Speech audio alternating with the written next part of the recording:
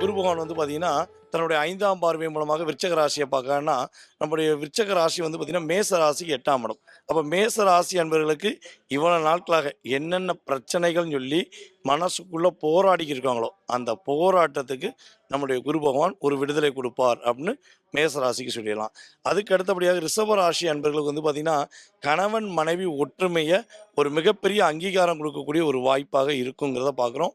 நம்முடைய மிதுன ராசிக்கு குருவுடைய பார்வையின் மூலமாக ஃபர்ஸ்ட் பெஸ்ட்டாக கிடைக்கக்கூடிய யோகம் அது பார்த்தீங்கன்னா, ஆரோக்கியம் சார்ந்த பிரச்சனைகளை ஒரு விடுதலை கொடுப்பார்.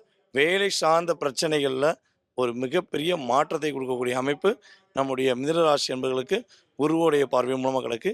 அதே போல் கடகராசிக்கு ஜென்ம குருவாக வராரே, ஜென்ம குரு வனவாசம் சொன்னாங்களே, அது எதுவும் நடந்துருமா அப்படிலாம் நினைக்காதீங்க. உங்கள் ராசிக்கு குரு வரதாங்க யோகம். ஒரு 12 வருஷத்துக்கு பிறகு நீங்களா உங்களுடைய வாழ்க்கையை வாழக்கூடிய ஒரு அற்புதமான தருணம் தான் இந்த கடகராசிக்கு குரு பகவான் வர்றது. ஸோ இங்கே உங்கள் ராசிக்குள்ளே வந்த பிறகு நீங்கள் யாருன்னு இந்த உலகத்துக்கு காட்டக்கூடிய தன்மை, உங்களுடைய வாழ்க்கையை நீங்கள் வாழக்கூடிய ஒரு அற்புதமான வருடம் தான் இந்த குரு பயிற்சின்னு சொல்லலாம். சிம்ம ராசிக்கு 12ஆம் இடத்துல குரு வராரு, ஏற்கனவே சனி பகவான் பாடா படுத்துறாரு. இந்த குரு வந்து ஏதாவது ஒரு மாற்றத்தை கொடுத்துருவாரானா, உங்களுக்கு சந்தோஷத்தை கொடுக்கக்கூடிய அற்புதமான மாற்றத்தை குரு பகவான் கொடுக்காருங்கிறத மனசில் வச்சுட்டு செயல்படுத்தலாம். அதாவது கன்னி ராசி அன்பர்களுக்கு லாபஸ்தானத்தில் குரு வரார். இந்த லாபஸ்தான குரு வந்து பார்த்தீங்கன்னா, கன்னி ராசி அன்பர்களுடைய மனதில் உள்ள கவலையெல்லாம் தூக்கி போட்டு ஜம்முன்னு நீங்கள் ஒரு என்ன சொல்ற ஜெட் வேகத்தில் பறக்கக்கூடிய ஒரு அற்புதமான மாற்றம் கன்னி ராசி அன்பர்களுக்கு 11ஆம் இடத்துல வரக்கூடிய குரு பகவான் செய்வார்.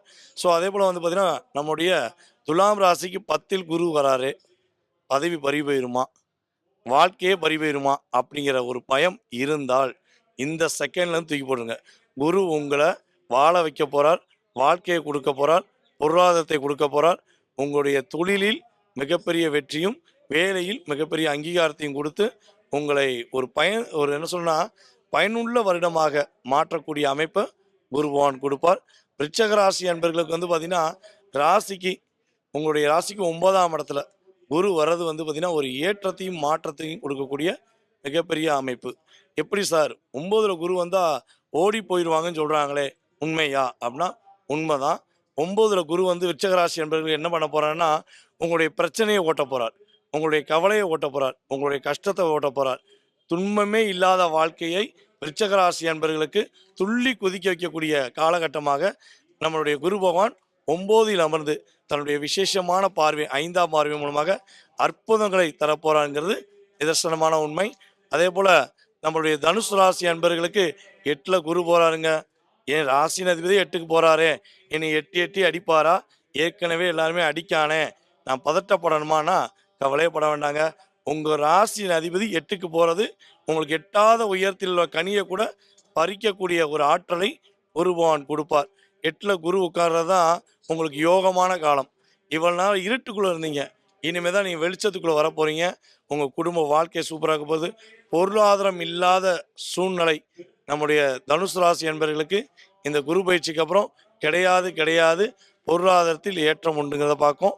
வெளிநாடு போகக்கூடிய யோகம் தனுசு ராசிக்கு இருக்குது. ஸோ மகர ராசி அன்பர்களுக்கு இந்த வருடம் தாங்க ஒரு 12 வருஷம் கழித்து மகத்துவமான வருடம். மகர ராசி அன்பர்களுக்கு குரு 7ஆம் இடத்துல அமர்ந்து 12 வருஷத்துக்கு பிறகு இவனால் நீங்கள் பட்ட கஷ்டம், துன்பம், துயரம், கவலை எல்லாத்தையும் தூக்கி எறிஞ்சிட்டு மகரம் மகிழ்ச்சியாக இருக்கக்கூடிய ஒரு அற்புதமான வருடமாக உறுதியாக சொல்லலாம்.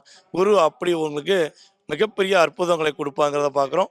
அதுக்கு அடுத்தபடியாக நம்மளுடைய கும்பராசி அன்பர்களுக்கு ராசிக்கு 6ஆம் இடத்துல குரு போய் உங்களுடைய பொருளாதார நிலையில் ஒரு மாற்றமும் குடும்ப ஒற்றுமை ஒரு அங்கீகாரம் பெறக்கூடிய தன்மையிலும் மனதில் உள்ள மிகப்பெரிய வழி உங்களை விட்டு போகும்போது நல்ல வாழ்க்கை, குதூகலமான வாழ்க்கை கும்பராசிக்கு உண்டு.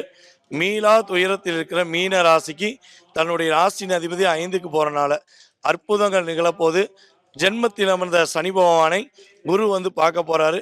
இனிமே உங்களை அடிக்கிறதுக்கு ஒரு ஆள் கிடையாது, உங்களை துரத்துறதுக்கு ஒரு ஆள் கிடையாது.